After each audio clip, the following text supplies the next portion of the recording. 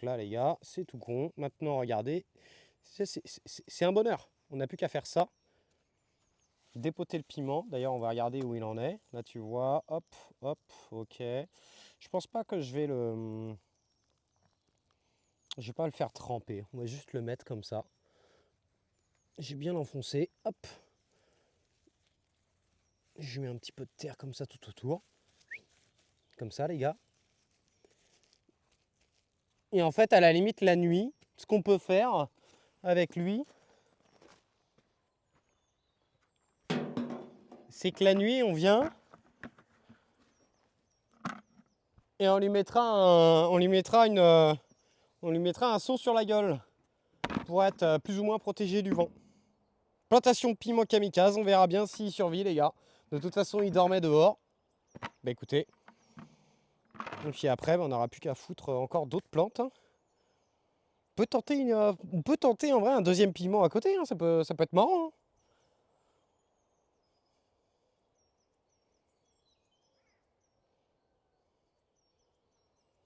Ça peut être assez rigolo d'avoir les mérocales et des piments au milieu là. Peut-être un piment un peu plus grand. Vous voulez qu'on essaye un piment de Cayenne?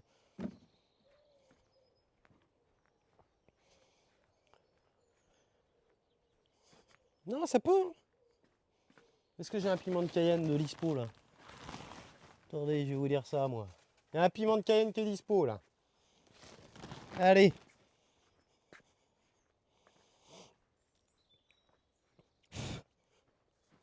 Bon, il est pas bien vaillant par contre lui, hein. Le piment de Cayenne, j'ai moins confiance dans le piment de Cayenne là, tu vois.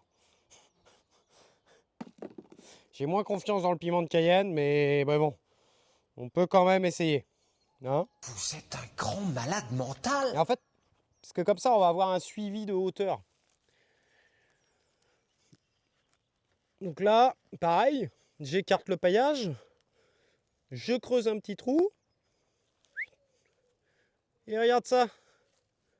On le tasse un peu, terminé, bonsoir, on lui remet le paillage comme ça. Et voilà, le piment de Cayenne étant un petit peu plus grand que le piment habanero, ça va faire en fait, si tu veux, un espèce de... des différentes hauteurs, tu vois. On a le piment de Cayenne qui va monter à cette hauteur-là, on va dire. Ensuite, tu as le piment habanero à cette hauteur-là et le thym qui va monter à ce niveau-là. Donc là, on va avoir en fait un espèce d'échelle et ça va être assez joli à voir. Et ensuite, bah là, tout autour, là, tout là, on se mettra plein de fleurs. On se mettra plein de fleurs. On va attendre avant de mettre les fleurs, mais par exemple, là, je vais mettre du souci, hein, je pense. On pourrait mettre des pavots de Californie aussi. On pourrait mettre des pavots de Californie un peu là. On peut peut-être tenter d'en mettre un là.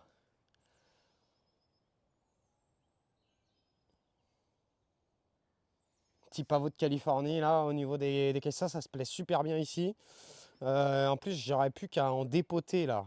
On va essayer ça, les gars. Je vais vous expliquer ça. Regardez, là en fait, je vais juste à côté, tu vois. Et regarde, en vrai, je peux te faire un parterre avec que des pavots de Californie. Tu vois. Là, je vais en foutre deux ensemble. Je prends les deux comme ça là. Pavot de Californie, ça va prendre cet espace là. On peut le foutre là, près de la pierre. Je vais, hop, terminer, bonsoir. Ça survit pas, on s'en fout. Mais au moins, ça fera un petit peu de couleur.